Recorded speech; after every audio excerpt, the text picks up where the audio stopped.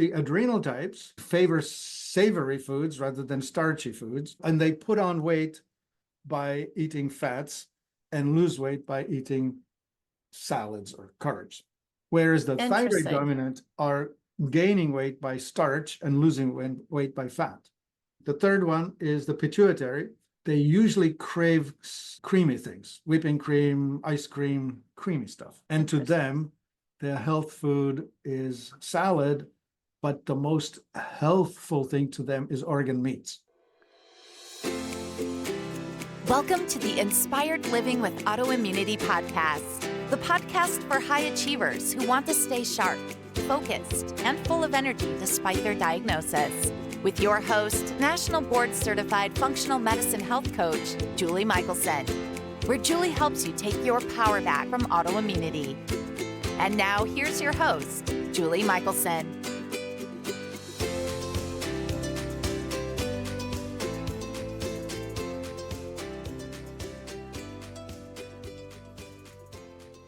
Welcome back to the Inspired Living with Autoimmunity podcast. I'm your host, Julie Michelson.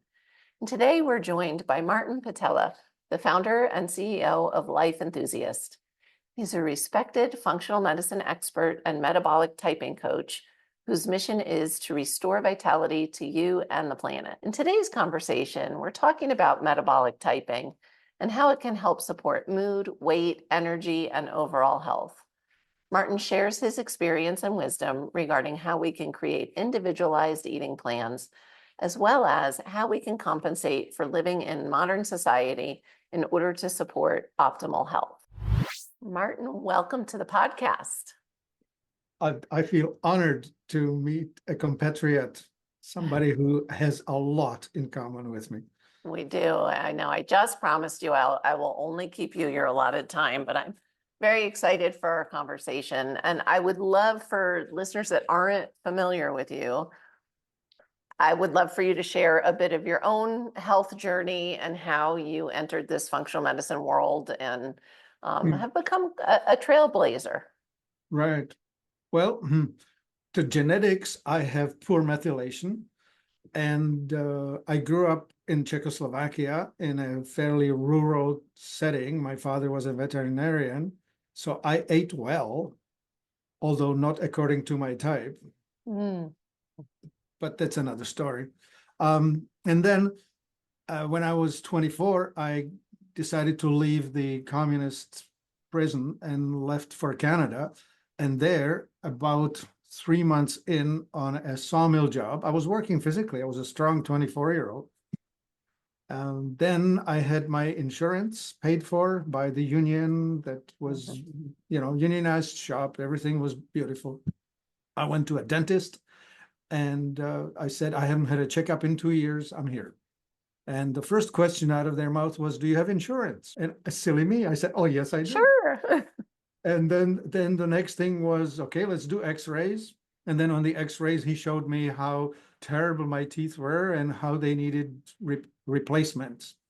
And then he said, well, you can have the silver fillings. They're included in your insurance, or you can have the white ones. They cost extra. And I didn't know any different. Sure. Said, well, silver is fine. I don't care what it looks like. Yeah. He withheld the detail that it came with mercury. It's a bonus. And so there started my decline. I was a pretty sick 25 and really sick 35-year-old. And it was, my body couldn't cope with the mercury. And so I started going downhill. My main symptoms were the physical structure going to hell. Yeah. Back problems, carpal tunnel, plantar fasciitis, back going out all the time in major ways. Like I would spend weeks crawling on the floor. Oh, goodness. From the armchair to the toilet and back because I couldn't stand up. Oh, my goodness. Yeah. Sleeping face down on a rocking chair because I couldn't lay on my back. Wow. And So not from a traumatic injury, just from decline. Yeah. All just going downhill. And of course, I had no clue. I grew up in a doctor's family. I believed in science.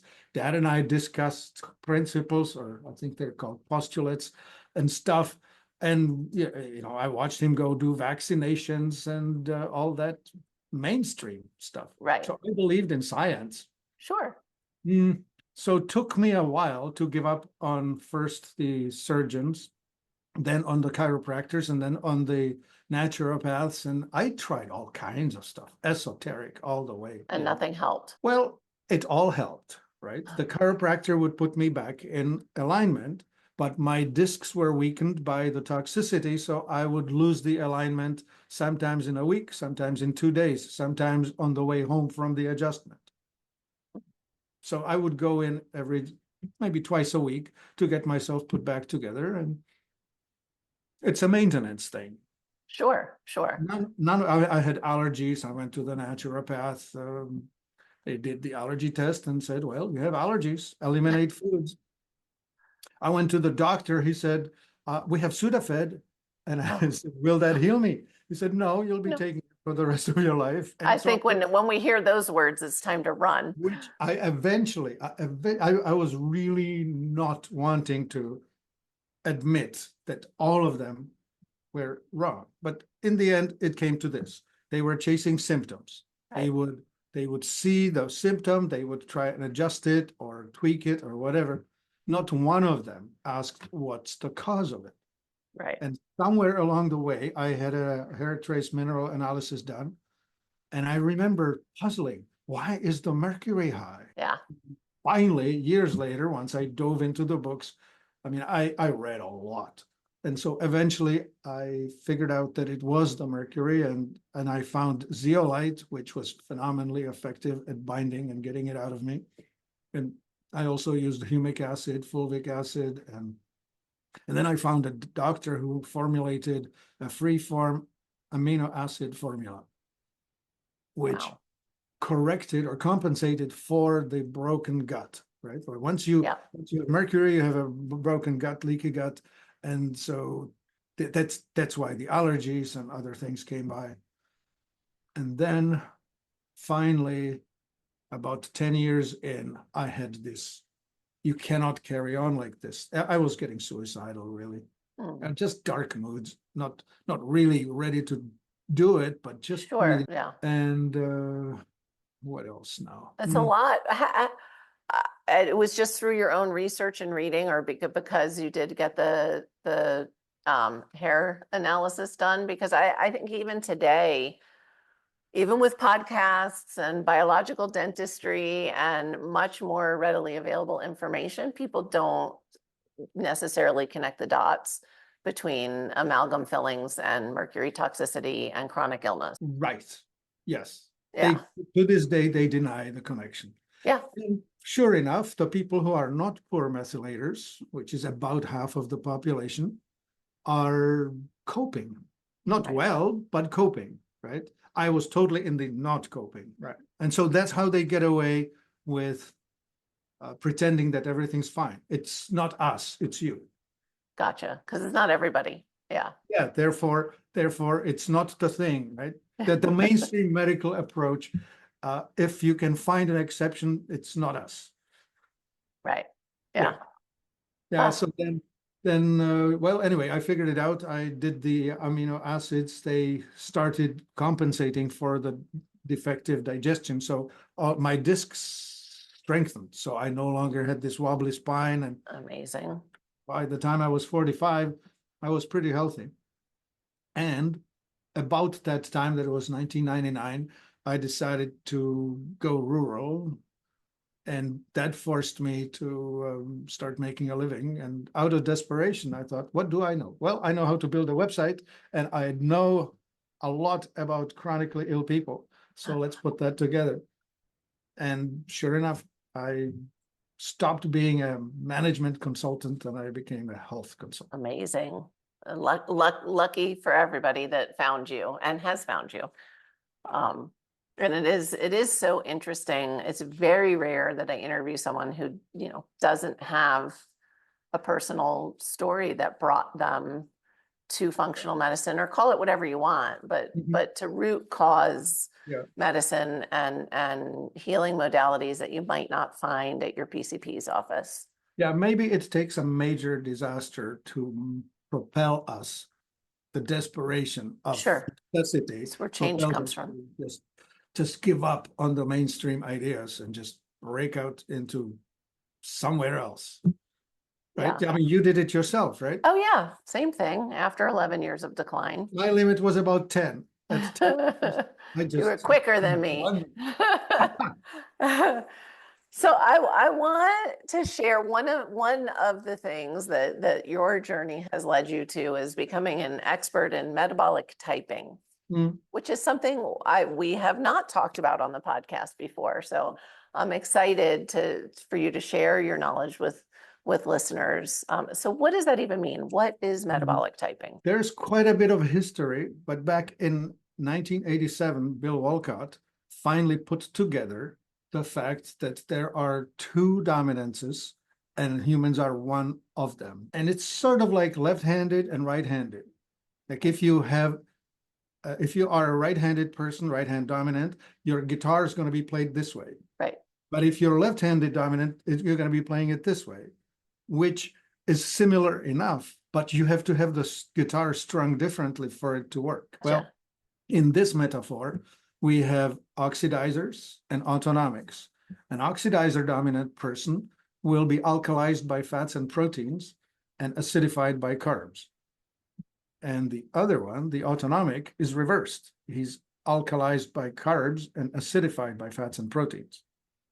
And what this means is the following. As you drift with your pH toward alkalinity, you start with getting up late, putting things off, procrastinate, and then deeper in, that would be maybe despondence, just really not getting things done and starting to dread. And then way down is depression. Pull the sheet over the head and say, I'm not getting up today. I just can't face the world. Wow. Now, acidity is different. With acidity, you get up early and you get a lot of things done, like you're firing up, but your social graces are not so great. You tend to be argumentative, interrupt people, cut in, drive aggressively, cut into traffic, all the way to road rage. Wow. And in the extreme situations, we have people in rage, if it's externally expressed, like attacking others, or in anxiety, internally expressed, attacking themselves, reliving their past. I should have, I shouldn't have, this and that, or imagining future, just imagining all the horrible things that will happen if this, then that. So that's anxiety territory. So so some people are variable. Women can be variable in their cycle, before ovulation, after ovulation, or sometimes some people are intraday, like the morning is in one mode and evening is another mode. Interesting. But most people are stable.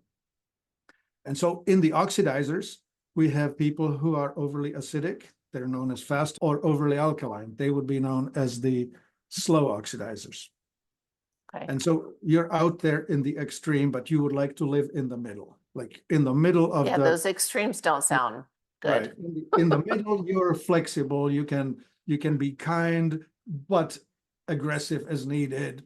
Whereas if you're out in the corner here, you only go aggressive. You have no other option. You're just so wired. And if you're in this corner, you're just passive and accepting and don't get much done and stuff like that. So if you happen to be waking up acidic as a fast oxidizer, the worst thing you can do is eat a carby breakfast, because you're going to take yourself way out into the far edges of your dysfunction. So you need to be eating a breakfast that's the good old farmer, 2 eggs with a piece of something fleshy, right? Yes. You don't make a good vegetarian as a fast oxidizer. Now, as a slow oxidizer, you wake up somewhat depressed, and the only way you get out of it is with carbs. Interesting. Right? Because the vector that drives the oxidizer is pointing toward acidity with carbs. So if you're already out there in alkalinity, you need that to be normal. Whereas if you wake up as a slow oxidizer and you eat something fat, like that farmer breakfast, you're going to get depressed. You get nothing done that day. Wow. So now we flip that. The other one is the autonomic. And the autonomic system, we know it quite well. It regulates all the non-function, how do we call it? It regulates the stuff that we usually don't have to pay attention to, like Sure. heart, digestion, and stuff like Breathing. Yeah. Anyway, the sympathetic side is the acidic side. The parasympathetic side is the alkaline side.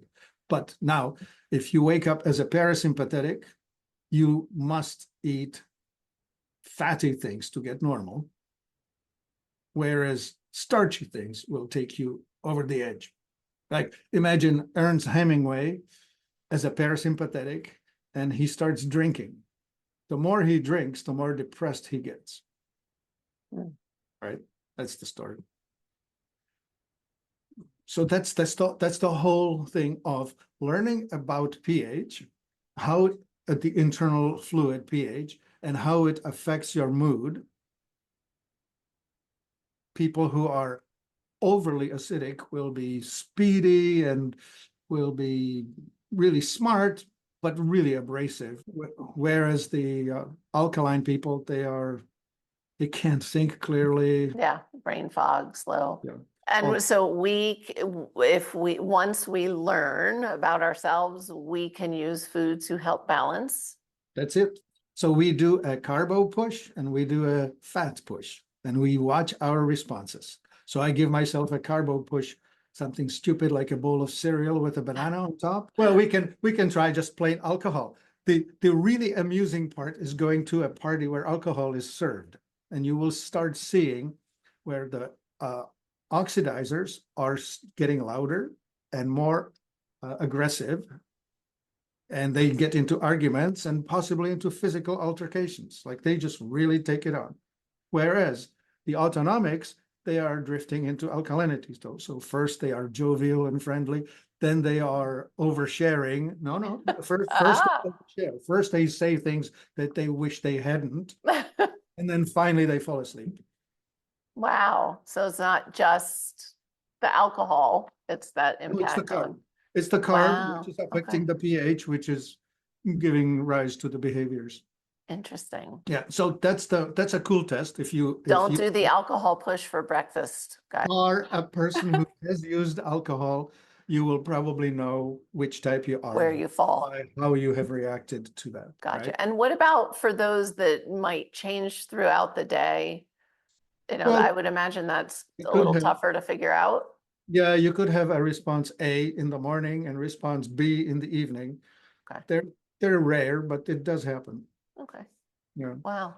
Just curious. And I guess the cycling women, it makes sense that there's Mhm. certain times in the month where women, not all women, many women need more carbs. Yes. Yeah. And so that's Mhm. really fascinating. So that's genetically predetermined, essentially. Wow. Interesting. So this is the testing, right? So you can do some carb test somehow, and how you respond is either by becoming more aggressive, which is this side, acidic, or more dopey or docile, which is the alkaline. And then you can reconfirm by doing the opposite test. Take a spoonful of coconut oil and just eat that straight up, and within 20 minutes you'll have your answer. It's Wow. either calming you down or it's making you irritable. Right? Interesting. So Now that's- I'm like, I want to play. Yeah, absolutely. We want to play. And Actually, I probably don't have to play because I don't feel well when I eat a lot of carbs. So well, but which not well, right? Are you not well because you're anxious, or are you not well because you're depressed? depressed probably. Yeah. I don't know. For me, I mean, I get inflamed, so Yeah, you don't even go there. I right? don't. So you Yeah. can try overdoing the fat. Yeah. Well, I was keto for several years in my healing journey and felt great. So I think Well, stay with I that. know for me, I do better high fat, low carb. Yeah. But it's interesting. It all comes down to really paying attention and listening to Yes, mood, exactly that. body. And so there are some people who are more stable. Their base is kind of wide, meaning like a sumo wrestler with feet wide apart and crouch down, I'll be hard to push over. Sure. Whereas if I stand on one foot with my eyes closed, all you have to do is push with your finger and I'm off.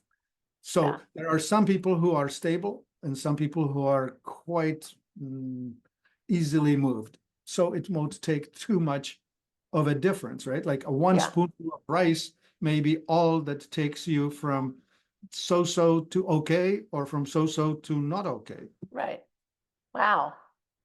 Interesting. And so you're explaining it to us kind of by mood and behavior. Mm. I'm guessing this also impacts us in other ways. Oh, absolutely. Yeah. Satiety is a function of how well you have combined fats, proteins, and carbohydrates in your meals.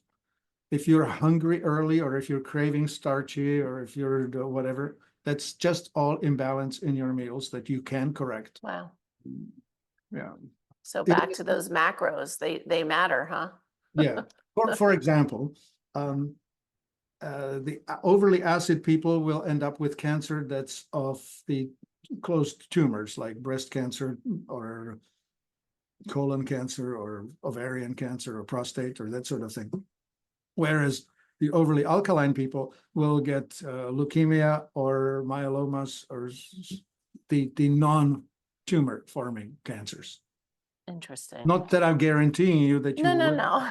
illness, but you will be way more likely to get ill if you are mismanaging into whatever territory, right? Like the outer reaches are Gotcha. less stable and more likely to manifest problems. So bringing it to the center is a good policy. Yeah. Well, and I mean, that's always tends to be. I mean, sometimes we can visit the edges, but Sure.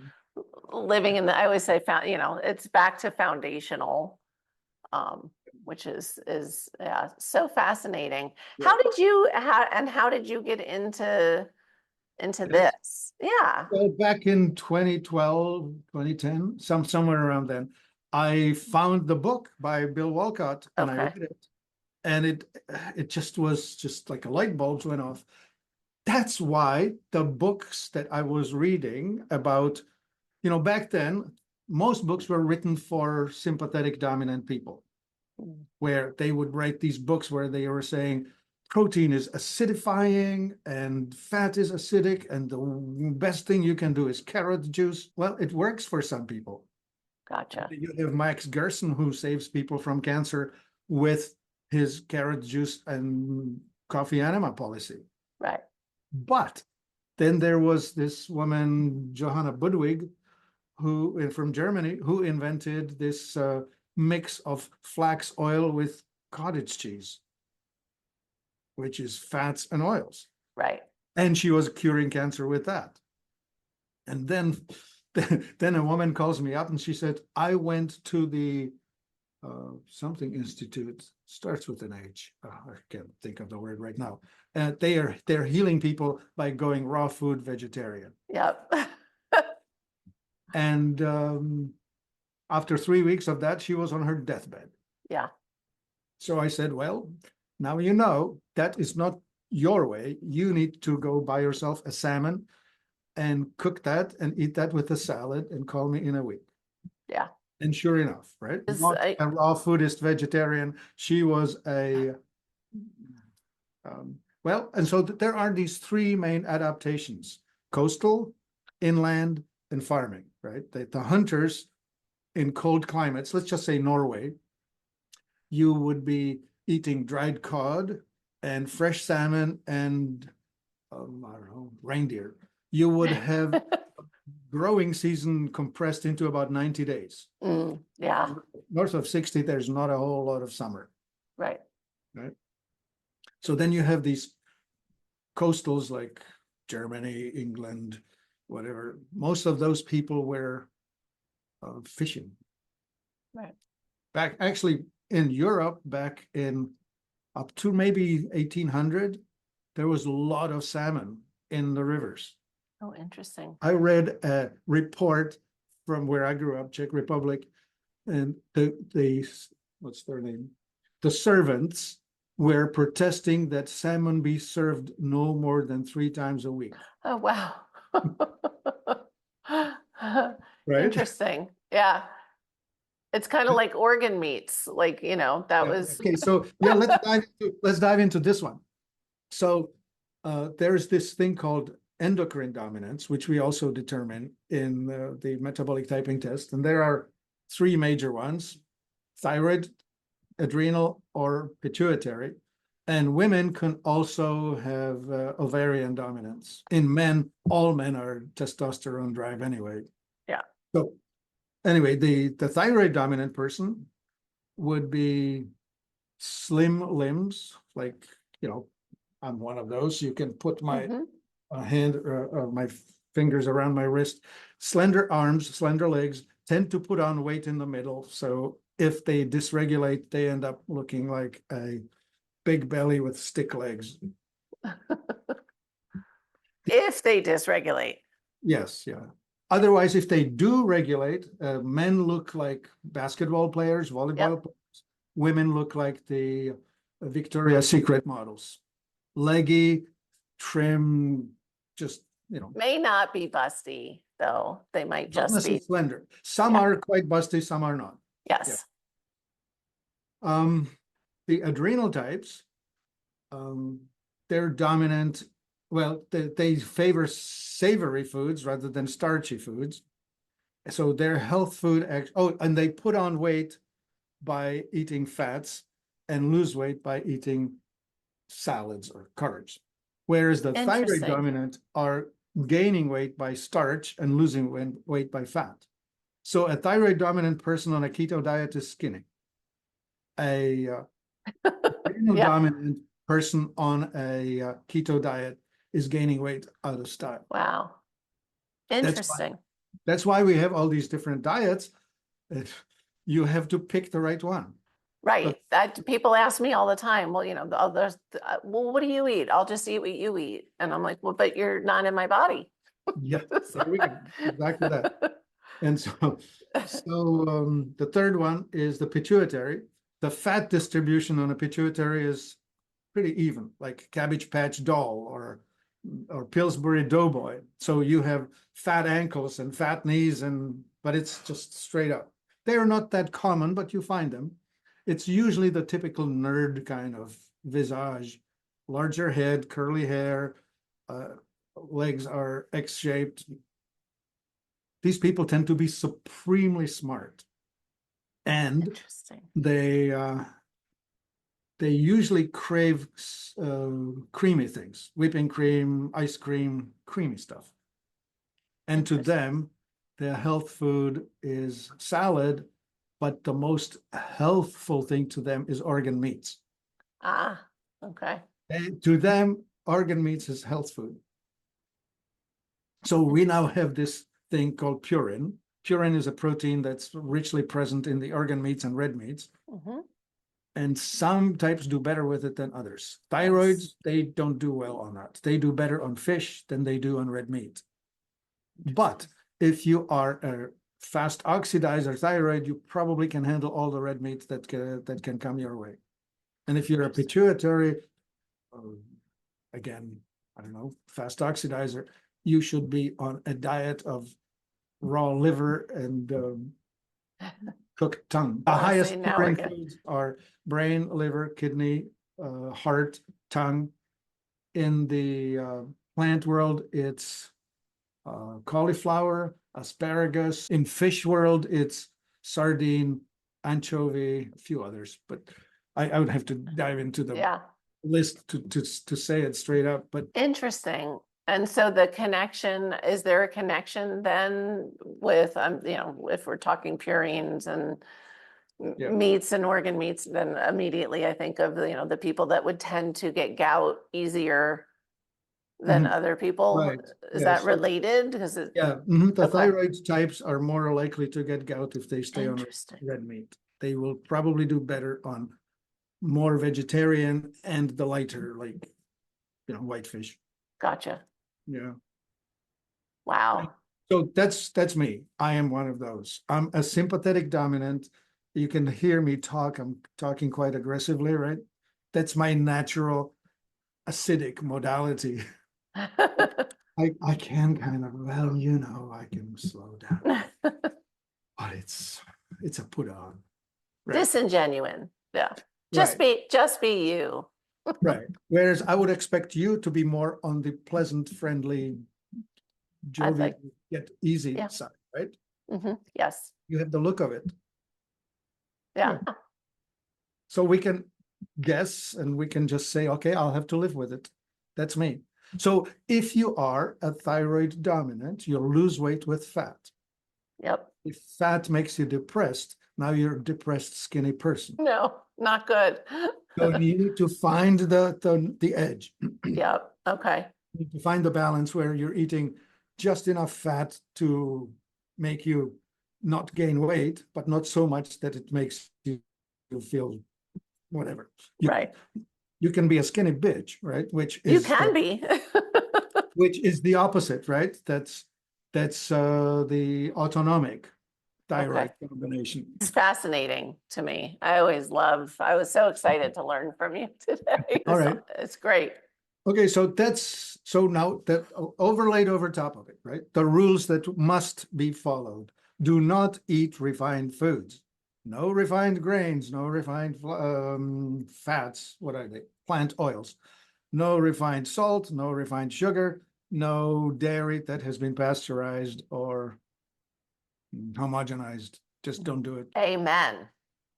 I remember as a kid thinking it was so strange. My family was in the dairy business, and by the time I was growing up, it was all homogenized and pasteurized. Yes. And then I remember when they came out with ultra pasteurized, my dad was like, we've already ruined it enough.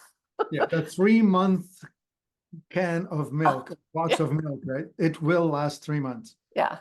Ugh. When I was a kid, the milk would go bad by the evening, and it would always separate, right? Like we just kept the regular thing.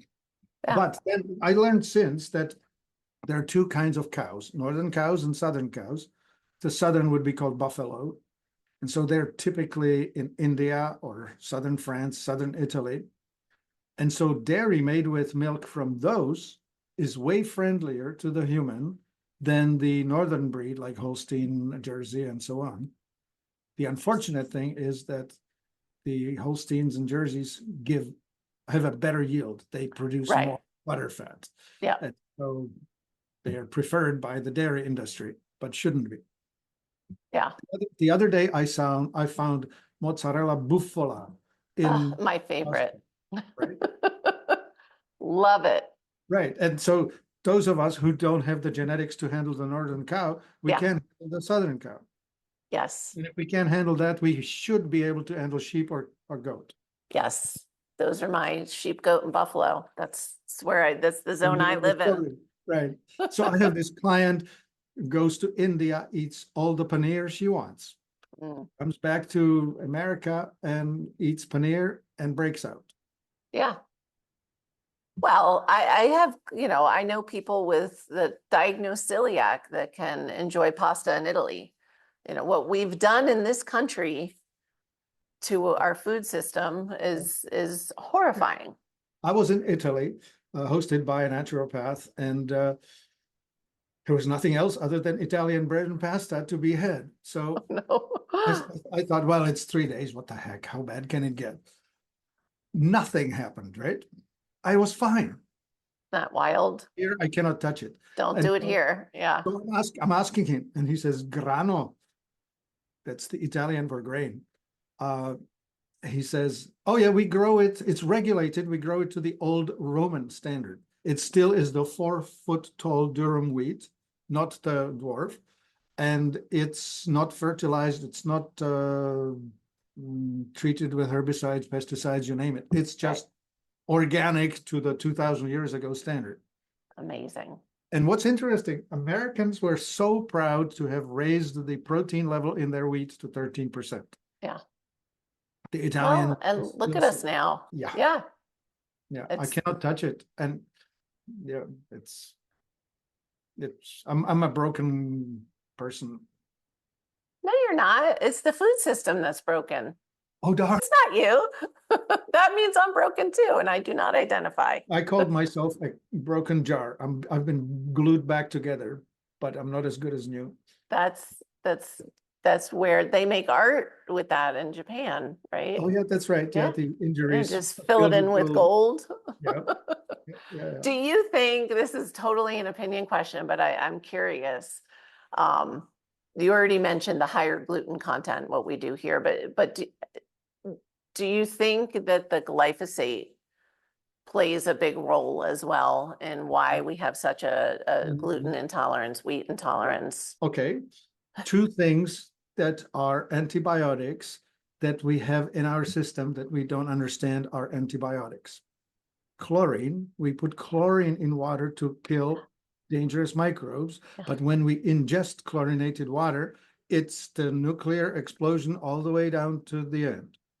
The second thing is glyphosate was originally patented as an antibiotic. I did not know How that. here's how it works. It actually kills the microbes that are facilitating the nutrient uptake at the root of the plant. So it doesn't kill the plant, it kills its Right. ability to get nutrition, and it doesn't burn, it just withers, right? And it withers because it starves. So when you put these trace amounts of glyphosate in, it is antibiotic, and that's the effect. Therefore, you are essentially creating a leaky gut effect or microbial dysregulation, which takes you all the way onto the autistic spectrum. Yeah. And that's And autoimmune. Yeah. I mean, that's the story of glyphosate. It's horrible. and it's everywhere here. I have a good friend who lives in Iowa. When she comes to visit me in Colorado, if it's in the summer, the first thing she wants to do is go to a lake, because she won't get in the water in Iowa because it's, it's just. Yeah, that's the horrible thing. This thing Yeah. is water soluble. Yeah. It means when you put it on the field and it rains, it dissolves and it goes into the ground. So it poisons the wells, poisons the ditches, poisons the surface water, which is the rivers and lakes. Yeah, yeah.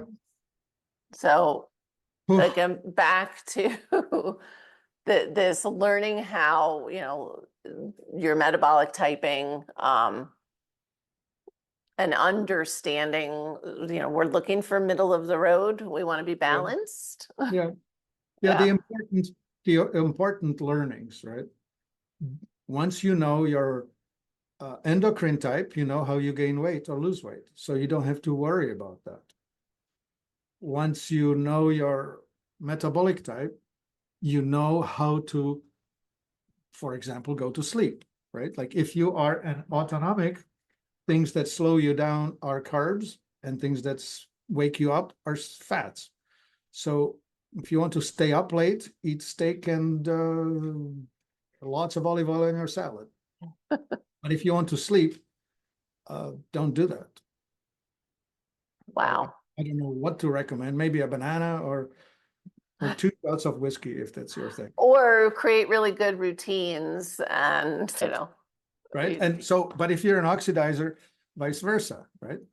You're going to be falling asleep on pushing fat. So if you are not going to sleep, if you're staying awake, it's probably your pH that's too acidic. Figure out some way to tilt it. But you need to know your type to do it right. Otherwise, you'll do the wrong thing. And you recommend people experiment with it. Yeah, you must. And start at breakfast, because you will have the rest of the day to correct it, right? Like if you make yourself acidic by taking carbs, your antidote is a fat. You can go into the fridge and fix it. Interesting. Well, you're convincing me. I tend to lean toward the carbs for breakfast is just not a great idea. But Well, there are maybe for healthy some carbs. people it is. There are healthy carbs there. You can True. find, right? Oh yeah, yeah. I just, I've met so many people who come in and they're like, I eat healthy. I have oatmeal for breakfast. I don't know why I have diabetes and I can't lose weight. Okay, well, so For you're them, probably a fast oxidizer, and Yeah. you should never ever touch carbs in your Yeah. life, including fruit. Right. Yeah. Yeah. But I will, you're going to make me gentler. I just actually read an art. I didn't read the article. I saw the headline and I was like, what? About, eating this fruit at bedtime will, now I'm trying to remember what it was going to cure. I can't remember. I didn't read it, but there is a time and a place, and working with clients especially around sleep, so that it is fascinating to put it together. That, For example, myself, right? I'm a sympathetic dominant, so I wake up early and I wake up ready to go. And the longer I don't eat, the more acidic I get. So I'm by 2 p.m., if I don't eat, I'm pretty bitchy. yeah, So hangry. I can start me with a watermelon, put some grapefruit on later, and then maybe some apple and maybe a banana by 11, and then I'm ready for lunch. Interesting. Right? So Yeah. and there's a cascade to fruits. You want the wateriest early and the thickest later. And why is that? Oh, just digestion. Okay. So start out gentle. Yeah, start with a I don't know, grapefruit or an orange if you're gonna eat that, and then graduate to apples later and whatever. But you can have a fruit salad, I don't care. Interesting. And then you're adding in your proteins later in the day. Right. Yes. Oh, interestingly, so for example, for the thyroid types, they they do best on 3 same-size meals in a day, and each meal should have some protein, which is challenging. Like I just recommended my meal to be fruit, and yet I should be eating some protein. So Uh-oh. break But your rules. Well, again, the rules are general, right? And then we individualize. Right.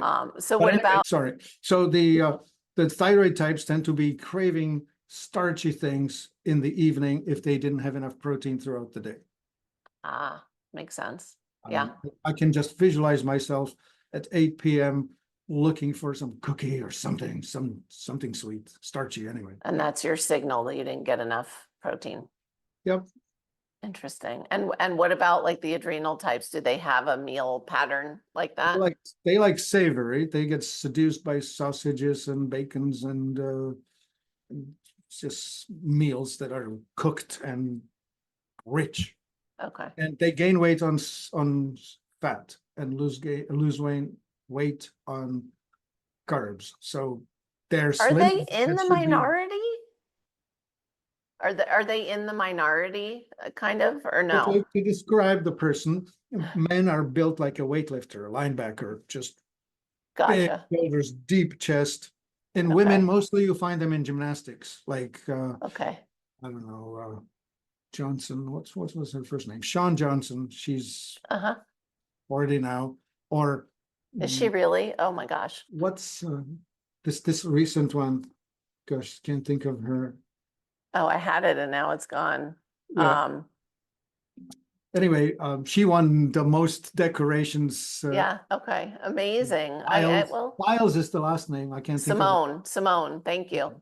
Yeah. Anyway, See, together we can do She's it. a classic, compact, deep chest, strong limbs, all of that, right?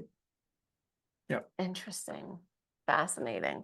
So if we're working on healing, because just from living on the planet these days, even if you didn't get amalgam fillings or you don't have your finger on exactly what tipped you over the edge into chronic inflammation, I'll say just across the board. Yeah. This sounds like a really important step Yeah. for healing. Yes. Well, I'd say that illness stands on 4 pillars, and it's toxicity, malnutrition, stagnation, and trauma.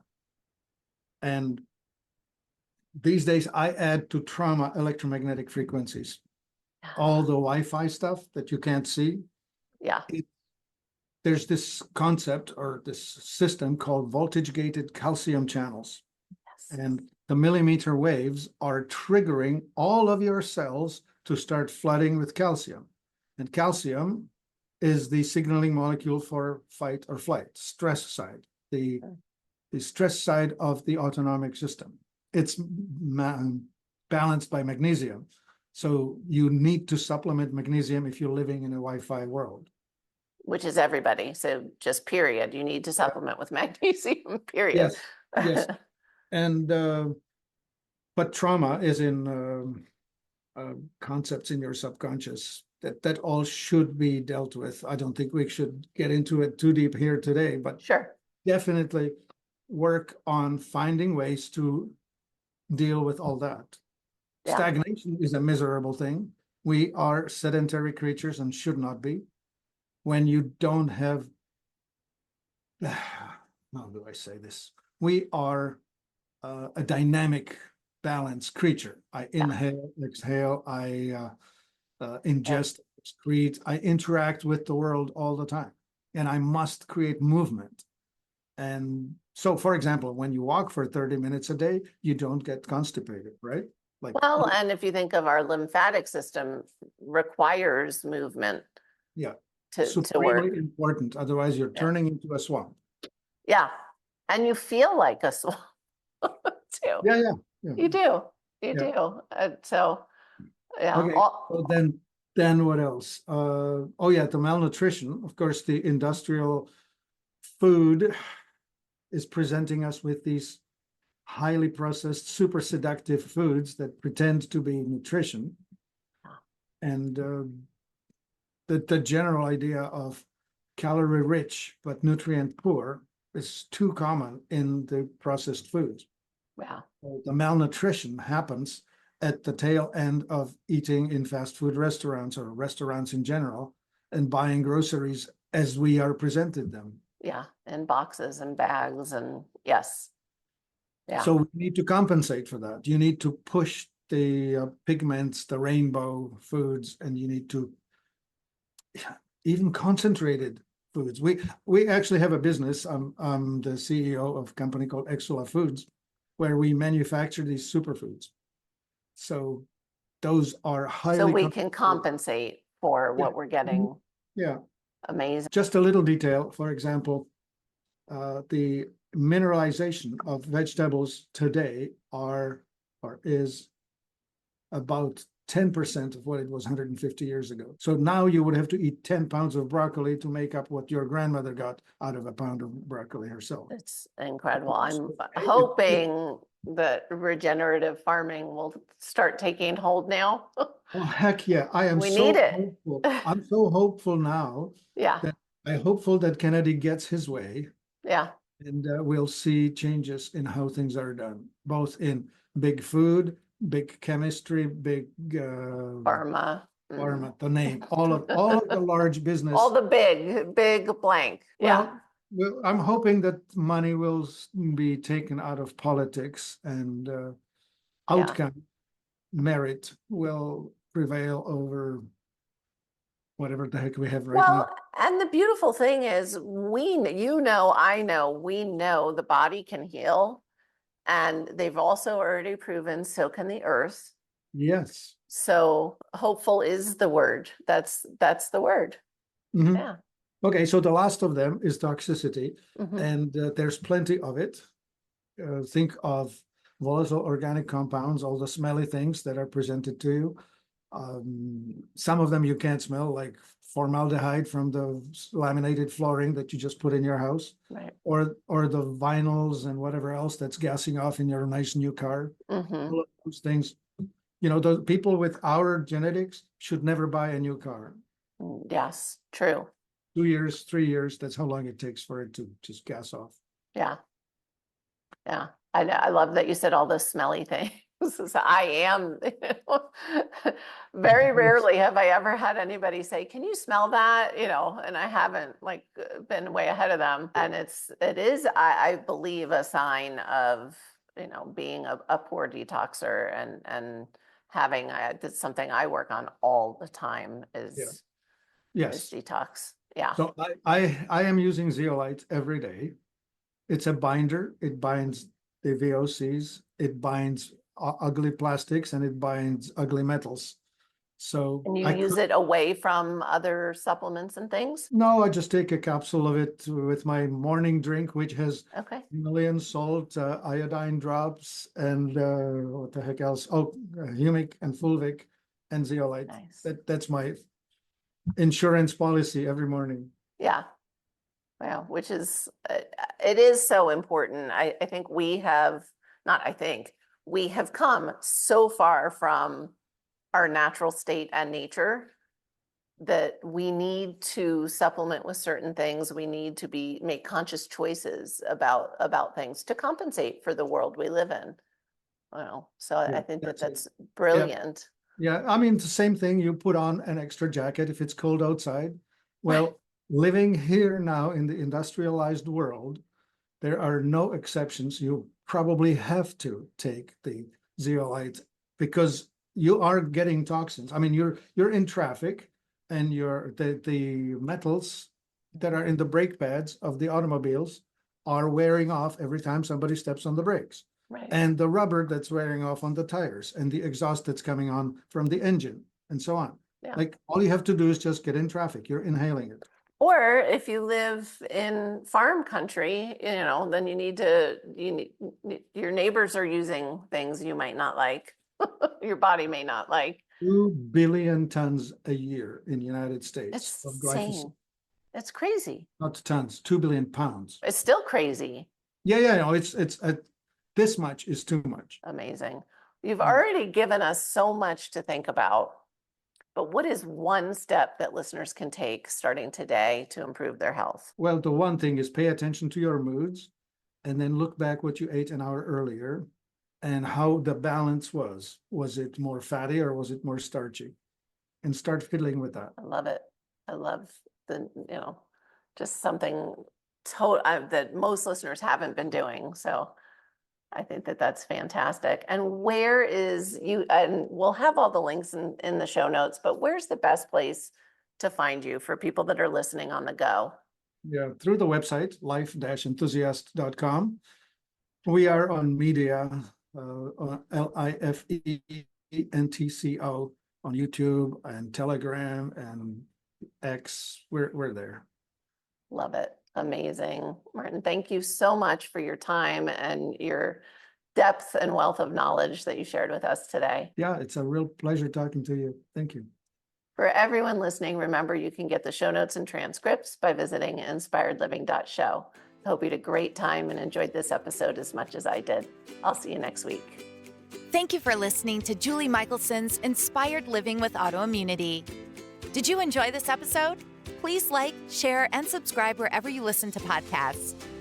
If you'd like to get a transcript of this and every other episode, just head on over to inspiredliving.show or click on the link in this episode's description. There, you can also find everything we discussed in this episode, including links and information about our guest. You can even send in your questions to be answered by Julie in a future episode. That's inspiredliving.show. Until next time, this is Julie Michelson's Inspired Living with Autoimmunity podcast, helping you take your power back.